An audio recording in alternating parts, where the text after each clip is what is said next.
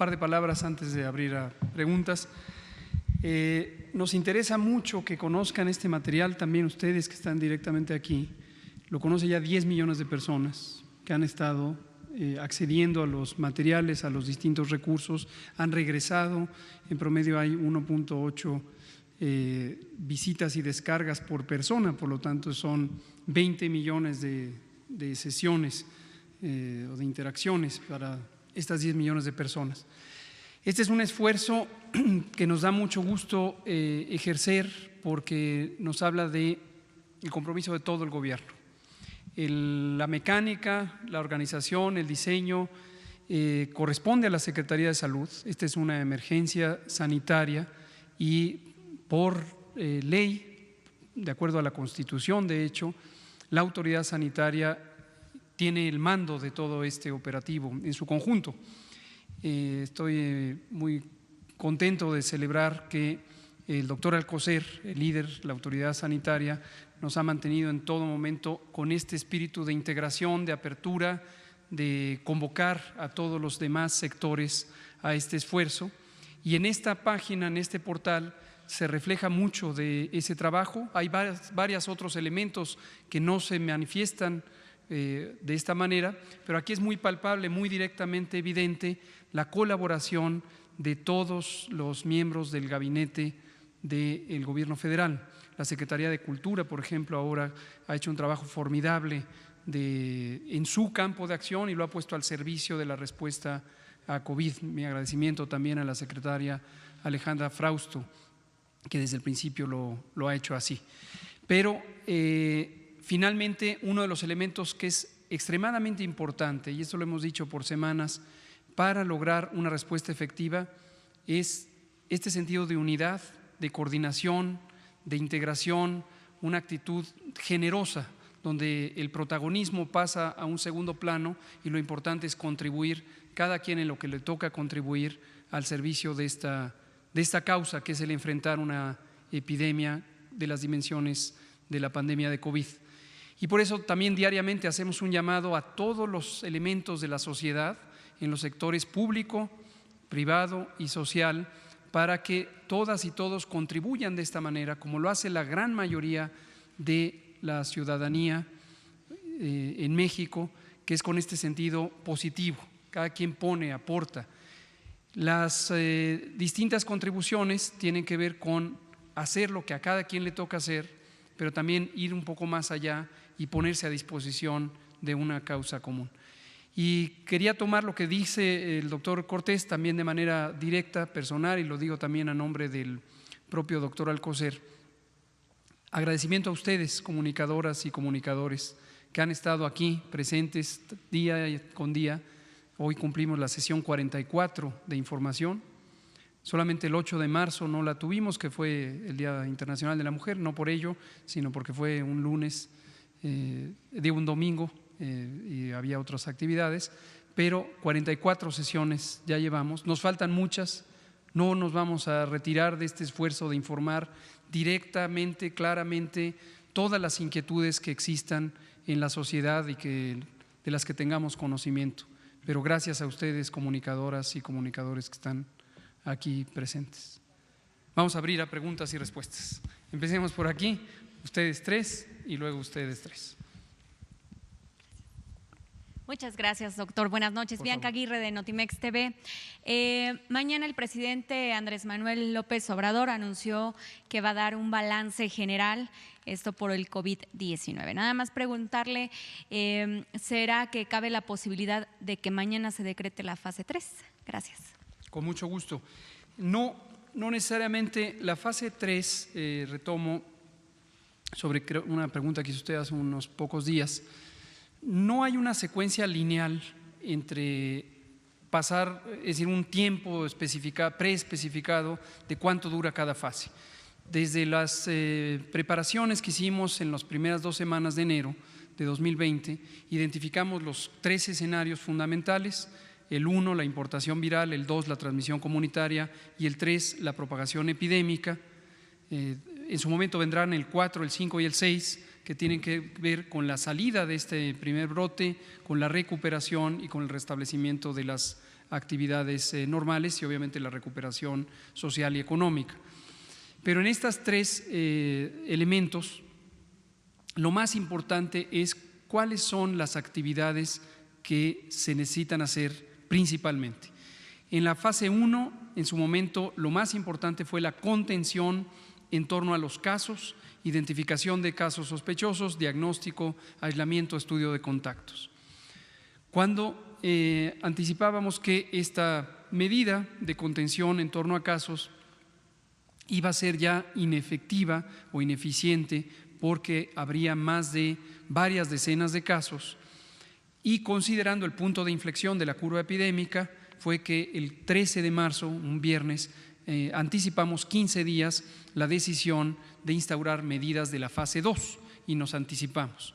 La fase 2 formalmente la declaramos el día 30 de marzo, atendiendo precisamente a estas características, ya una propagación en brotes comunitarios, casos, una proporción importante, más del 30% de casos que no podían ser rastreados hacia una fuente de infección, y la fase 2 se caracteriza, y en este momento es lo más importante, quédate en casa, es lo que representa estas medidas masivas por millones de personas de distanciamiento social y que se logran con la suspensión temporal de las escuelas, la suspensión temporal de las actividades laborales no esenciales y desde luego la no concentración en plazas públicas, en el espacio público, para que no haya más de 50 personas reunidas a un tiempo.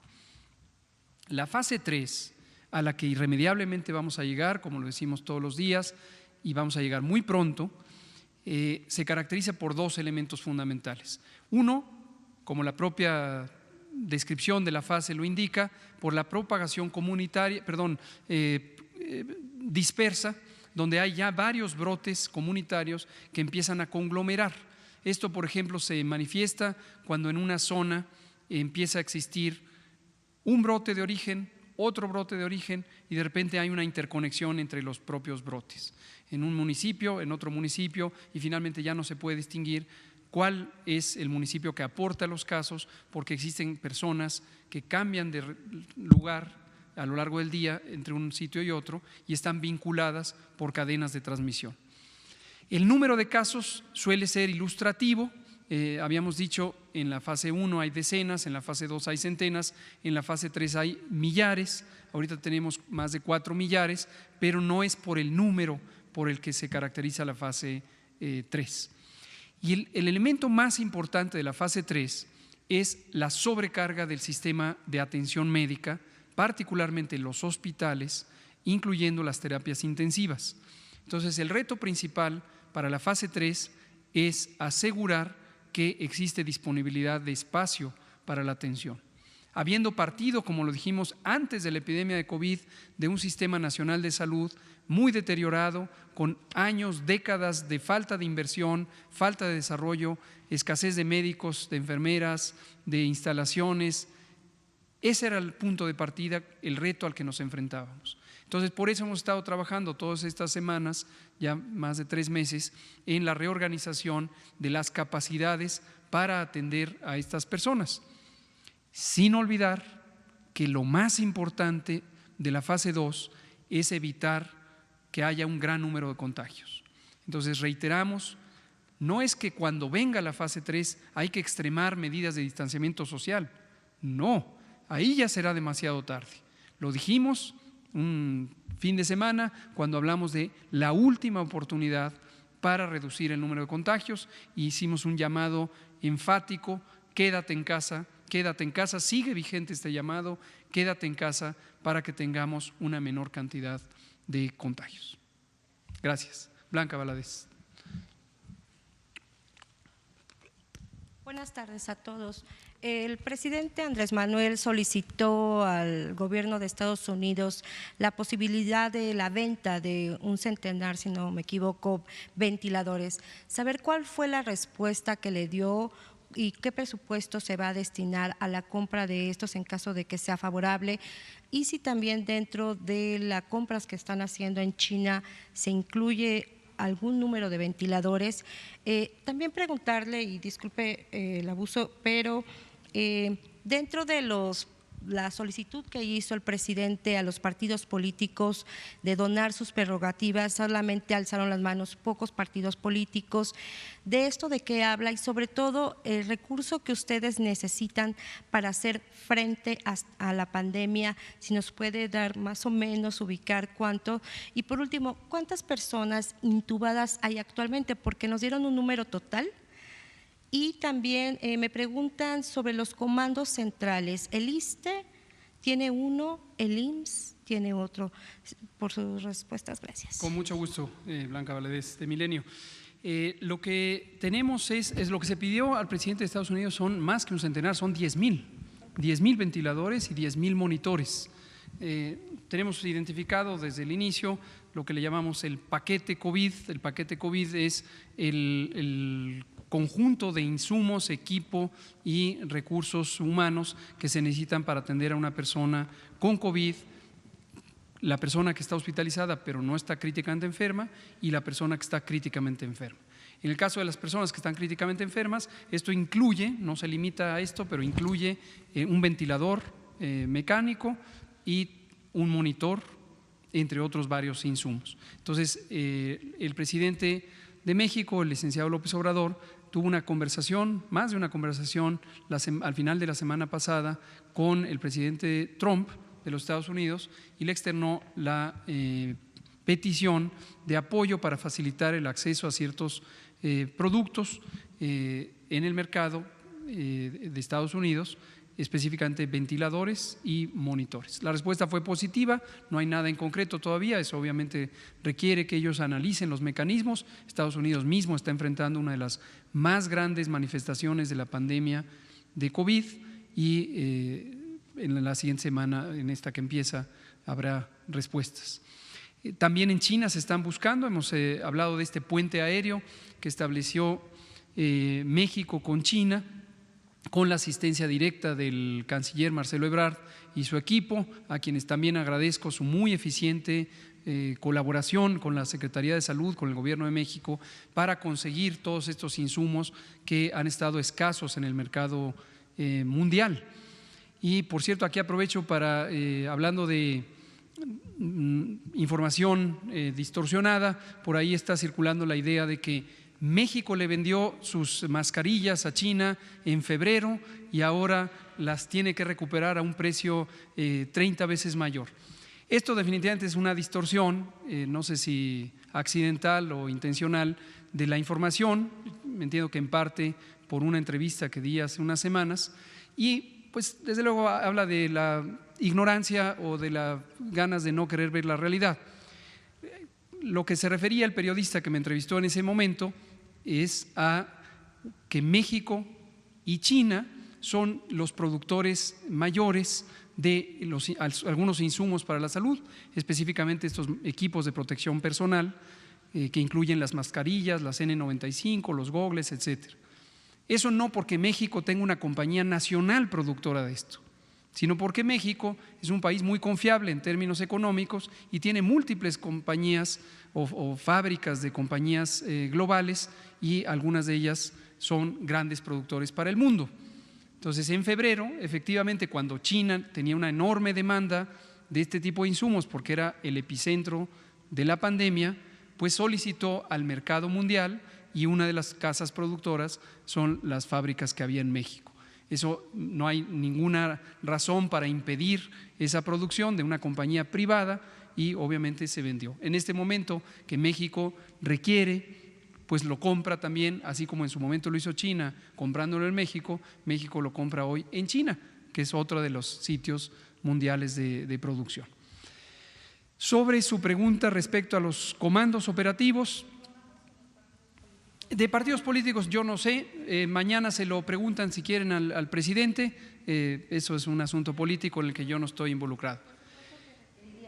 Hemos comentado cada vez que vienen los colegas de INSABI sobre las necesidades de equipos y de contrataciones y se va actualizando el presupuesto que se requiera. Lo que es siempre una buena noticia es el enorme apoyo y la decisión del presidente de no escatimar en modo alguno los recursos necesarios para atender esta pandemia.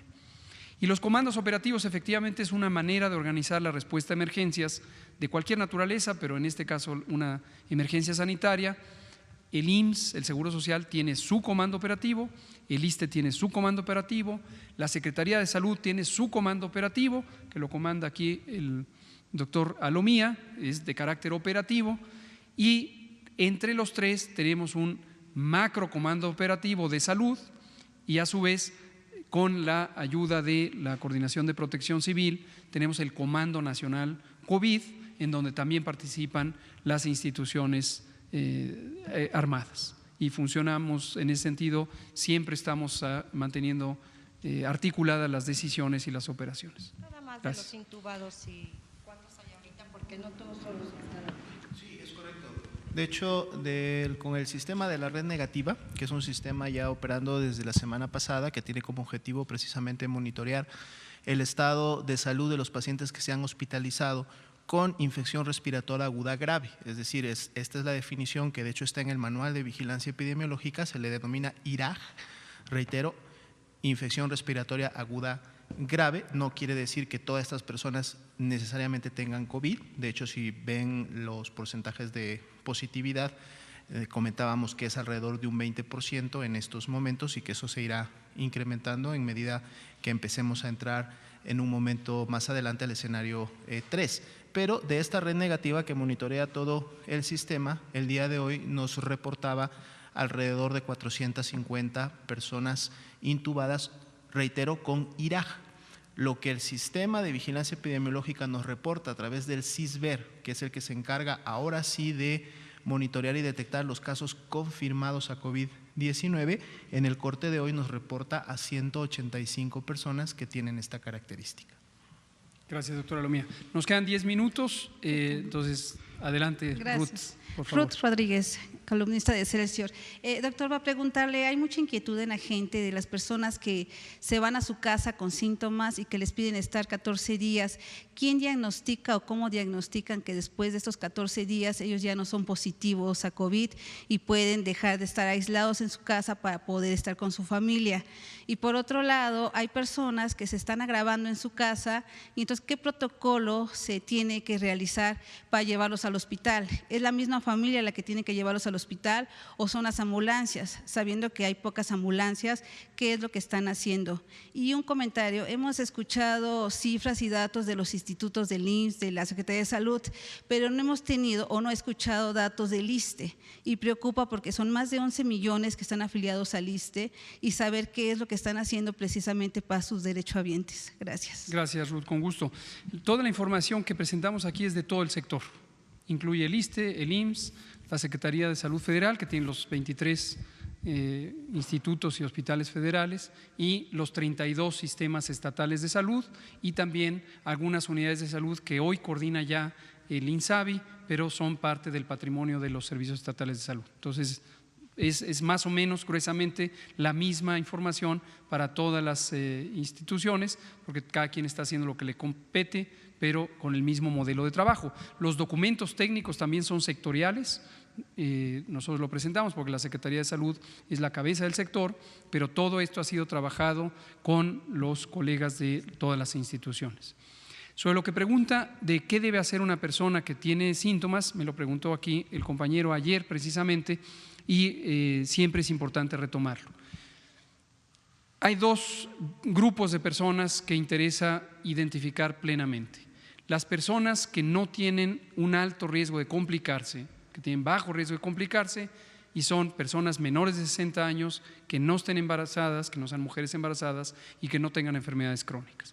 Estas personas, su riesgo de complicarse es tan bajo que, como una medida de seguridad para ellas mismas y para todos los demás, conviene que no salgan de su casa, que si tienen los síntomas característicos de COVID, que acaba de mencionar el doctor Cortés, que son al menos 2 de estos 3, fiebre, tos y dolor de garganta, y uno adicional, que son los 5 que se mencionaron, que se queden en casa y siempre que no tengan dificultad respiratoria, estén en ese lugar por al menos 14 días. Muy diferente es la situación de una persona que tuviera más de 60 años o que fuera una mujer embarazada o que tuviera alguna de las enfermedades crónicas que hemos mencionado, diabetes, hipertensión, obesidad, inmunosupresión por cualquier causa, etcétera. Este segundo grupo, si presentaran los síntomas de COVID, requieren una evaluación médica para que haya un seguimiento directo y que no se compliquen. En caso de complicarse, reciban la atención correspondiente. Eso es lo que se hace. Que si se les da asistencia, por supuesto, lo acaba de presentar el doctor Ricardo Cortés, 800-0044-800, 800-0044-800, 800-0044-800 es la línea de atención COVID. Esta originalmente es el número de la Unidad de Inteligencia Epidemiológica y Sanitaria de la Secretaría, y ahí hay personal entrenado para darles asistencia. Si presentaran una urgencia, 911 es el número universal de emergencias, y desde hace más de 2 meses hemos integrado los centros de comunicación para que también desde el 911 se pueda acceder a la información de COVID. Sí, tenemos sobrado todavía el centro de atención telefónica. Hace más de 6 semanas se nos saturó después de que hubo un brote de noticias falsas diciendo que ahí se iba a tener atención a domicilio para hacer pruebas, y entonces remodelamos este centro de atención y tenemos un centro de atención telefónica muy amplio. Doctor. De hecho, rápidamente solo comentar, anudando con la pregunta anterior, que precisamente el centro de telefónico del ISSSTE está dando soporte a este 800-0044-800, ya que ellos contaban con un call center de casi 400 personas a nivel nacional, y ellos también entraron a apoyar en esta actividad. Gracias. Sí, la enfermedad dura generalmente de 6 a 10 días, el periodo sintomático. Se incuba 7 días, dura de 6 a 10 días. El periodo infeccioso más importante es entre el día 4 y el día 6, y obviamente puede haber una variabilidad importante. Empieza a ser francamente raro que después del 10º día la persona siga siendo contagiosa, pero se considera universalmente una precaución hasta el día 14. Obviamente, si pasan más días, ya la probabilidad es francamente escasa, y ya pueden salir a la calle, pueden interactuar con sus familiares, y no se necesita una prueba de control para ver terminada la enfermedad. Últimas 2 preguntas, por favor. Hoy van a ser puras mujeres. Gracias, secretario. Doctores. Tengo 2 temas rapidísimos. El primero para el doctor Alomía, hablando justamente de las intubaciones. Al reverso, tenemos un universo que nos presenta aquí de 1,843 personas que se han recuperado, que es muy bueno. Quisiera preguntarle de esos casos de éxito, ¿cuáles han sido extubaciones que fueron exitosas? Si se han detectado algunas secuelas que pudieran ser de preocupación, como, no sé, enfermedades alveolares. Y de esas, ¿cuántas personas participan ya en el protocolo instaurado este lunes de plasma? Y, subsecretario, para usted también, si nos pudiera comentar de los trabajadores esenciales, algunos que ya estaban en situaciones precarias, ¿qué sugerencias tiene para aquellos que son personas que hacen repartición de alimentos, que trabajan en supermercados, que conducen taxis, para que se puedan seguir protegiendo mientras mantienen su trabajo esencial? Y también, ¿qué sugerencias tiene para quienes recurren a sus servicios para que también los puedan proteger? Gracias por las preguntas. Ahorita le contesto la segunda. Correcto. De hecho, me llevo la pregunta muy puntual para hacer los cálculos. Tenemos la información para poder obtener el dato preciso y lo comunicamos el día de mañana sin falta. Sobre esta pregunta que hace también, bueno, a todos les agradezco sus preguntas, pero cada vez que identifico una pregunta que hace pensar que hay alguien, al menos una persona en la ciudadanía, seguramente decenas o centenas, que tienen esta inquietud, aprecio mucho que ustedes sean quienes la comunican. Las y los trabajadores de actividades esenciales han seguido operando, han seguido teniendo sus actividades laborales. La cajera del súper, el repartidor, la persona que está haciendo un oficio para la infraestructura crítica, etcétera, todos los que están enlistados. Y es muy natural que su inquietud sea: ¿qué riesgo corro yo de infectarme de COVID en este momento y no me estoy protegiendo como sí se protege todos los demás. Una pregunta adicional puede ser: ¿y si yo me enfermo de COVID y llego a la casa y contagio a la familia? También es una pregunta muy importante. Entonces, las medidas de precaución son estas medidas generales. El lavado de manos es extraordinariamente importante y no es una vez, ni dos, ni tres, ni cinco. Es 15, 20, 30 veces. Ya hemos dicho que además con una duración suficiente para que el lavado de manos sea efectivo. Se ha recomendado de 20 a 30 segundos, se ha recomendado el pensar en una canción para acordarse de cuántos son 20 a 30 segundos sin tener que estarlo contando, por supuesto sin ver el reloj. Entonces, pero el lavado de manos es fundamental. El otro elemento importante es sana distancia. Si todos guardamos su sana distancia, eso ayuda a tener una menor probabilidad de que recibamos las gotas de saliva o las pequeñas partículas de secreciones respiratorias de alguien que pudiera estar contagiado. Como una medida solidaria de precaución, si alguien presentara síntomas de estas personas que están todavía en el espacio público, o estamos, ustedes incluidas, si presentáramos síntomas, no debemos ya salir y debemos justamente hacer esto de mantenernos en casa y asumir que si no estamos en riesgo de complicarnos, permanezcamos ahí los 14 días. Cubrir el estornudo con el ángulo del codo o con un pañuelo desechable si está a la mano. Pero también es importante que ya no haya nadie que esté haciendo actividades esenciales que pertenezca a los grupos de riesgo, mayores de 60, mujeres embarazadas o personas con enfermedad crónica.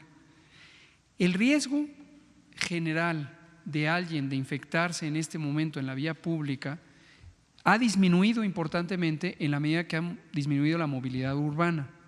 Pero todas y todos debemos ser conscientes que cualquiera puede estar en riesgo de infectar, excepto que sea una persona que ya se ha restablecido en la enfermedad. Entonces, estas son las medidas de precaución, algunas que hemos desestimado como no tan útiles o no tan claramente útiles, incluye el tema del cubrebocas. Y esto se ha prestado también a críticas y controversias y por qué si Estados Unidos lo recomendó, México no.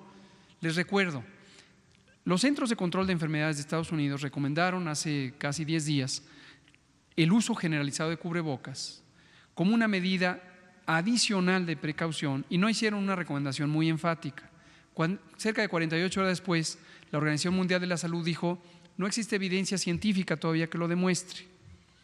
Puede ser una medida útil, sí, en que personas que empiezan a enfermar, que ya estén tirando virus, expeliendo virus, y aún no hayan tenido un diagnóstico, al usar el cubrebocas están reduciendo la probabilidad de transmitirle a otro. Pero debe quedar muy claro, no es una medida útil de protección para la persona susceptible que quiere evitar que le caiga el virus encima. Porque al quedar descubiertos los ojos, esa es una razón, ahí puede entrar el virus.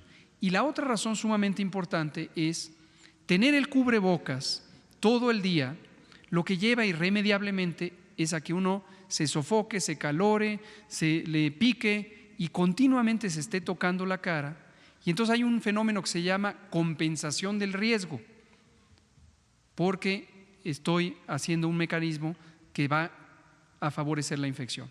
Y otra expresión de la compensación del riesgo es: siento que estoy protegido porque tengo el cubrebocas, ya no me lavo las manos, ya no cuido su sana distancia, y etcétera, etcétera. Entonces, por eso la disposición es controversial. Y termino porque nos queda un minuto. Guantes no tiene ningún sentido. Estar usando guantes quirúrgicos en la vía pública, el vigilante de una compañía, el repartidor, no tiene ningún sentido de protección. ¿Por qué razón? Porque el virus no entra por los guantes, por las manos. El virus entra por nariz, boca y ojos. Si yo tengo los guantes, tengo envuelta la mano, pero al cabo de unos minutos es como si fuera la mano misma. Y si alguien me da la mano sobre mi guante y esa persona está infectada y a través de su mano me transmitió los virus, me los pasó a la superficie del guante, Más tarde, cuando yo me talle los ojos o me toque la cara, con el guante también me voy a contagiar, como si fuera la mano desnuda. Entonces, usar guantes igual da una falsa sensación de protección cuando en realidad no está siendo útil. Muchas gracias. Mañana continuamos.